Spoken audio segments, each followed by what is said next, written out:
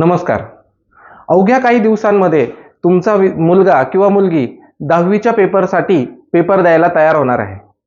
यासाठी ही व्हिडिओ ज्याच्यामध्ये त्या विद्यार्थ्याला परीक्षेसाठी कशी तयारी करायची किंवा परीक्षेसाठी काय छोट्या गोष्टींकडे लक्ष ठेवायचं या मुद्द्यावर मी ही व्हिडिओ बनवत आहे. तर कृपया ही जर व्हिडिओ पालक बघत असतील तर त्यांनी कृपया ही व्हिडिओ त्यांच्या विद्यार्थ्यांना किंवा त्यांच्या मुलाला किंवा मुलीला ही व्हिडिओ बघायला त्यांना सांगावं, की जेणेकरून ह्या ज्या छोट्या गोष्टी मी असे 10 मुद्दे काढलेले आहेत की जे एक विद्यार्थ्याला परीक्षेला जाण्याआधी किंवा परीक्षेचा अभ्यास करण्यासाठी त्याच्यासाठी ह्या गोष्टी फार गरजेच्या असतात. आणि काही अनुभवाने ज्या विद्यार्थी चुका करतात या चुका होऊ नये यासाठी म्हणून मी ही व्हिडिओ तुमच्यासाठी बनवत आहे. तर सर्वात पहिले इथून काही दिवसांमध्ये तुमचा आता इंग्लिशचा पेपर सुरू होणार आहे. तर आजच्या या व्हिडिओमध्ये मी तुम्हाला इंग्लिश या विषयाचा कसा अभ्यास करायचा याबद्दल मी तुम्हाला सांगणार आहे आणि काय चुका विद्यार्थी करतो याबद्दलही मी तुम्हाला सांगणार आहे, की जेणेकरून ही चूक तुमच्याकडनं होऊ नये. सर्वात पहिले तुम्ही जेव्हाही अभ्यास करता आहे, अभ्यासाचा सर्वात पहिले तुम्ही दिवसाचे 2 भाग पाडले पाहिजे. सर्वात पहिला भाग असणार आहे तुमचा सकाळी 9 ते दुपारी 3 वाजेपर्यंतचा आणि दुसरा असणार आहे 3 वाजेपासून 9 वाजेपर्यंतचा. याच्या व्यतिरिक्तचा जो वेळ आहे हा तुमच्या एक्स्ट्रा स्टडीजसाठी ठेवला पाहिजे, की समजा दिलेल्या वेळात माझा जो अभ्यास झाला नाही तर तो हा जो सकाळी समजा तुम्ही 6ला उठत असाल तर 6 ते 9 पर्यंतचा जो एक्स्ट्राचा वेळ भेटतोय किंवा संध्याकाळी 9 पर्यंतचा मी दुसरा पार्ट सांगितला, त्याच्यानंतर जर तुमचा अभ्यासक्रम राहून जात असेल तर तो वेळ त्याच्यासाठी वापरावा. प्रत्येक दिवसाचे तुम्ही 2 भाग पाडल्यानंतर प्रत्येक भागामध्ये मी काय अभ्यास करणार आहे हे आधीच लिहून ठेवलं पाहिजे आणि त्या प्रकारे तुम्ही वागलं पाहिजे. तर हे जेव्हाही तुम्ही पेपरला जाताय त्याच्या 2-3 दिवस आधीपासून ह्या गोष्टी तुम्ही फॉलो केल्या पाहिजे. दुसरी गोष्ट, जेव्हाही तुम्ही पेपरला जाता आहे तर पेपरच्या दिवशी सर्व तयारी करण्याऐवजी तुमची बॅग जी आहे ही सर्व आदल्या दिवशी भरून ठेवणं अपेक्षित आहे किंवा भरली पाहिजे. मग बऱ्याच वेळेस काय होतं, परीक्षेच्या वेळेस काही छोट्या गोष्टी आपल्याकडनं राहून जातात. Pen, pencil, rubber, hall ticket घेणं राहून जातं, आपलं ID कार्ड घ्यायचं राहून जातं. तर अशा गोष्टी होऊ नये त्या धावपळीत. तर टेन्शन असतं पेपरचं, तर ते टेन्शन मध्ये अशा काही गोष्टी राहून जातात. त्यामुळे राहून न देण्यासाठी आपण ही सर्व पॅकिंग आपण आदल्या दिवशी करून ठेवली पाहिजे. आदल्या दिवशी रात्रीच ही सर्व गोष्ट आपण तयार करून ठेवली पाहिजे. आणि विद्यार्थी जी सर्वात मोठी चूक करतो ह्या काळात ती म्हणजे नेमका पेपरचा दिवस असतो आणि त्या दिवशी तो सकाळी 3ला उठतोय, 4ला उठतोय, रात्री 12-1 वाजेपर्यंत अभ्यास करतोय. असं न करता विद्यार्थी मित्रांनो ही गोष्ट तुम्हाला समजून घ्यावी लागेल. पेपरच्या आदल्या दिवशी किंवा पेपरची जी आदली रात्र आहे त्या रात्री कधीही जागरण करायचं नाही. हे खूप मोठ्या डॉक्टरांनी सांगितलेलं आहे. याचं कारण आहे की तुम्हाला ती लवकर उठण्याची सवय नाही. अर्थात तुम्हाला सवय असेल लवकर उठण्याची तर तुम्ही उठू शकताय, पण जेव्हा सवय नसताना तुम्ही अचानक एखाद दिवशी लवकर उठतात, रोज 6 वाजता उठायची सवय किंवा 7 वाजता उठायची सवय आणि अचानक तुम्ही 4ला किंवा 3ला उठायचा प्रयत्न केला, तर अशा वेळेस तुमचं जे डोकं आहे ते पेपरच्या वेळेस सुन्न पडतं. पेपरच्या वेळेस त्याचं डोक्याने जेवढा तुम्हाला साथ दिली पाहिजे प्रत्येक प्रश्न लिहिताना आठवण्यासाठी तेवढी ती साथ दिली जात नाही, कारण तुमच्या डोक्याची जी काय शांततेचा जो काय स्तर आहे तो थोडा उंचावलेला असतो आणि ती शांतता भंग झालेली असते. यासाठी पेपरच्या आदल्या दिवशी कधीही जागरण करायचं नाही. मग तो मॅथचा पेपर असू द्या किंवा सायन्सचा पेपर असू द्या.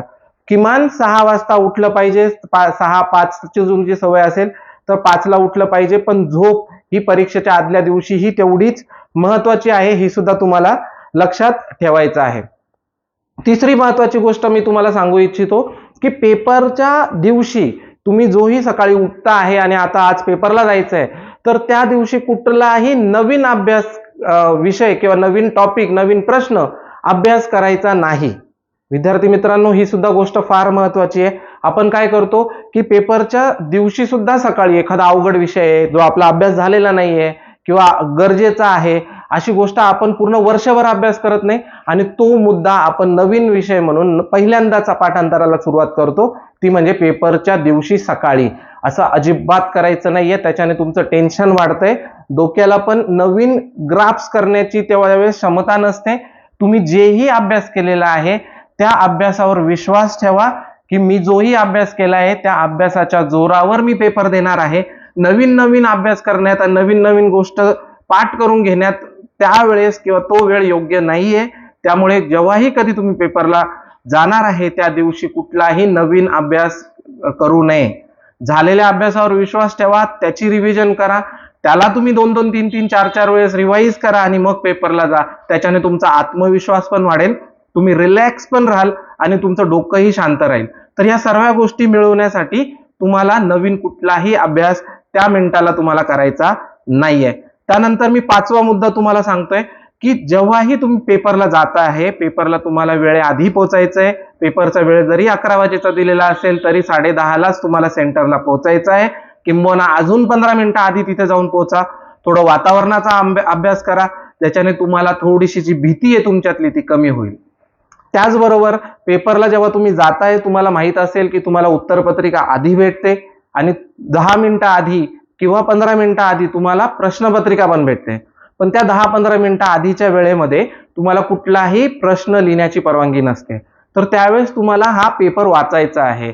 वाचताना मी तुम्हाला सांगतोय की जोही तुमचा पॅसेजचे प्रश्न असतील, तो पॅसेज तुम्हाला वाचायची सुरुवात ठेवायची आहे. विद्यार्थी इथे खूप मोठी चूक करतो. विद्यार्थी काय करतो, प्रश्न वाचतो, त्याच्यातला एखादा महत्वाचा शब्द घेतो आणि तो शब्द तो पॅसेजमध्ये शोधतो आणि त्याच्या आजूबाजूचा जोही काही सेंटेन्स असेल, जेही काही वाक्य असेल, ते पूर्ण उत्तरात लिहून काढतो आणि शिक्षकालाच सांगतो, बाबा याच्यात उत्तर आहे, तू शोधून घे कुठे आहे ते उत्तर. असं न करता पूर्ण पॅसेज वाचला पाहिजे. वाचता वाचता पेन्सिल हातात ठेवायची.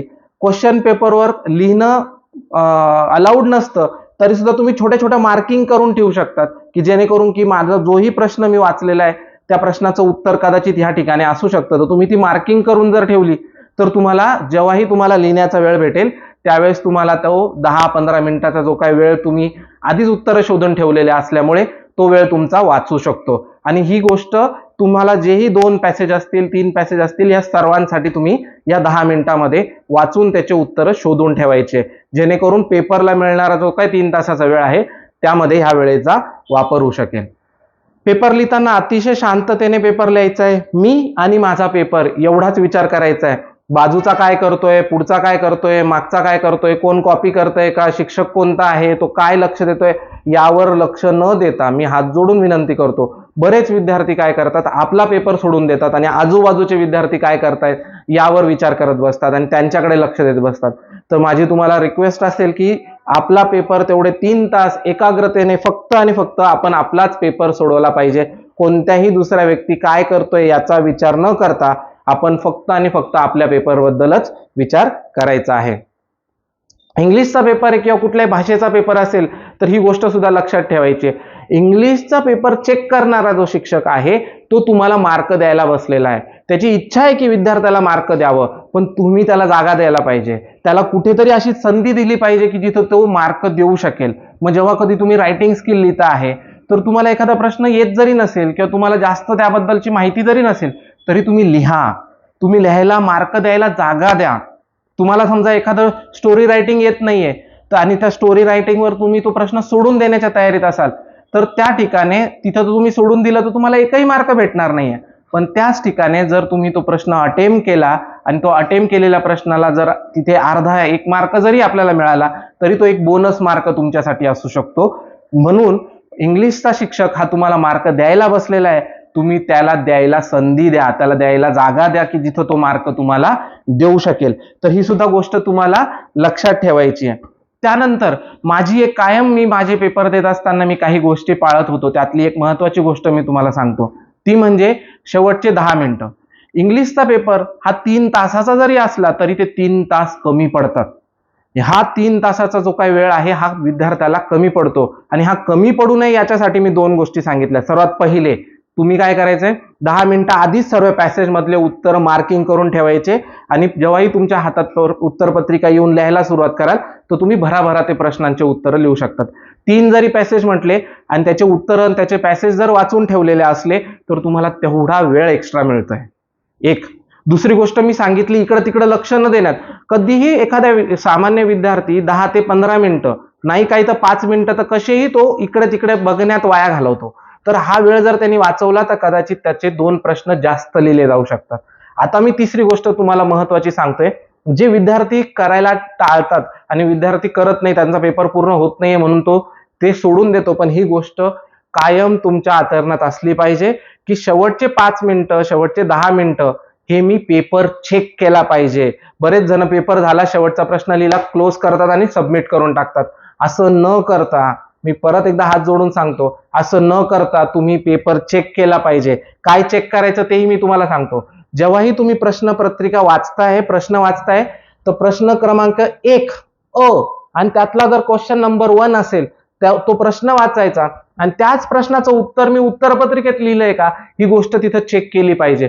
बऱ्याच वेळेस आपल्याकडनं होतं काय, की आपण वाचतोय प्रश्न क्रमांक 2 आणि त्याचं उत्तर लिहितोय प्रश्न क्रमांक 1 मध्ये. शिक्षकालाही समजतंय की इथे हा विद्यार्थ्याने क्रमांक चुकलेला आहे, पण शिक्षकालाही तिथे काहीच करता येत नाही, तिथे त्याला रॉंग द्यावं लागतं, जरी तुमचं उत्तर बरोबर लिहिलेलं असलं तरी सुद्धा. यासाठी प्रश्न क्रमांक आणि लिहिलेलं उत्तर यांचा क्रमांक बरोबर आहे का, ही गोष्ट शेवटच्या 10 मिनिटात चेक केली पाहिजे. त्याच्यानंतर जी वाक्यरचना आपण बनवली आहे, बऱ्याच वेळेस आपल्यालाच आपल्या वाक्यरचनांमध्ये चुका जाणवतात आणि त्या चुका तिथे जर सुधारवल्या तर कदाचित तुमचे मार्क जे कट होऊ शकले असते ते तुम्ही वाचवू शकतात. तर ही सर्व गोष्ट तुम्हाला या गोष्टी लक्षात ठेवायच्या आहे की पेपर लिहिताना आणि वेळेचा सदुपयोग करायचा आहे. वेळ जेवढा मिळतोय तेवढा जास्तीत जास्त वेळ तुम्हाला अभ्यास करायचा आहे. दिवसाचे 2 फेज बनवून त्याचा अभ्यास करायचा आहे. पेपरच्या सकाळच्या वेळेस कुठलाही नवीन अभ्यास करायचा नाहीये. पेपरच्या 10 मिनिटं आधी तुम्हाला पूर्ण पॅसेजेस वाचून त्यांचे उत्तर मार्किंग करून ठेवायचे. पेपर लिहित असताना प्रश्न क्रमांक बरोबर लिहायचा आहे. शेवटी पेपर चेक करायचा आहे. आणि एक महत्वाची गोष्ट सांगू का, जो प्रत्येक विद्यार्थी चुकतो, तो म्हणजे पेपर झाल्यानंतर खूप खुशीत बाहेर येतो, खूप आनंदात बाहेर येतो. आणि ही खुशी, ही आनंद जो भाषेचा पेपर देऊन आल्यानंतर ज्या विद्यार्थ्याला भेटत असतो, तो खुशी तो त्या विद्यार्थ्यांकडे जातो आणि त्यांना विचारतो की अरे माझा पेपर तर चांगला गेलाय, तुझा पेपर कसा गेलाय. आणि समोरचा सांगतो अरे मला छान गेलाय, याचं उत्तर तू काय लिहिलं, त्याचं उत्तर तू काय लिहिलं. असं अजिबात करायचं नाही. कोणाला पेपर कसा गेलाय याच्याने तुमच्या पेपरवर फरक पडणार नाहीये, पण एखाद्या प्रश्नाचं उत्तर तू काय लिहिलंस आणि त्याने जर तुमच्या उत्तरापेक्षा वेगळं लिहिलेलं असेल आणि तुमची बाजू जर थोडीशी कमजोर दिसली तर तुमच्या दुसऱ्या पेपरसाठी, येणाऱ्या पेपरसाठी त्याचा परिणाम होतो आणि पुढच्या पेपरसाठी तुमचं कॉन्फिडन्स कमी होऊन जातो की अरे मी तर हे मार्क धरलेले होते, हा प्रश्न तर मी बरोबर लिहिला होता, पण थोडक्यात माझ्याकडनं चुकला आणि त्याच्यामुळे माझे मार्क जातील. ह्या टेन्शनने पुढच्या पेपरला तुम्हाला त्रास होतो आणि विनाकारण तुम्ही त्या दिवसभर त्या पेपरबद्दल विचार करता की अरे यार मी याचं उत्तर हे लिहिलं, याचं उत्तर हे पाहिजे होतं, मला माहित होतं, वगैरे वगैरे वगैरे अशा अनेक गोष्टी घडतात. तर माझी प्रत्येकाला रिक्वेस्ट राहील की बाबांनो, पेपर कसा गेला आणि याचं उत्तर त्याचं उत्तर तू काय लिहिलंस हे कोणालाही विचारायचं नाही. आणखी एक शेवटचा, माझी व्हिडिओ संपते आणि एक शेवटचा बोनस टिप मी तुम्हाला देतो. आपले घरचे ना घरी आल्यानंतर किंवा आपले मित्र सर्व आपल्याला एक प्रश्न विचारतात, मेनली घरचे, की अरे बाळा तुझा पेपर कसा गेला, आणि आपण सांगतो अरे खूप मस्त गेला, आणि रिझल्टच्या दिवशी त्याच्या पूर्ण विरुद्ध घडतं.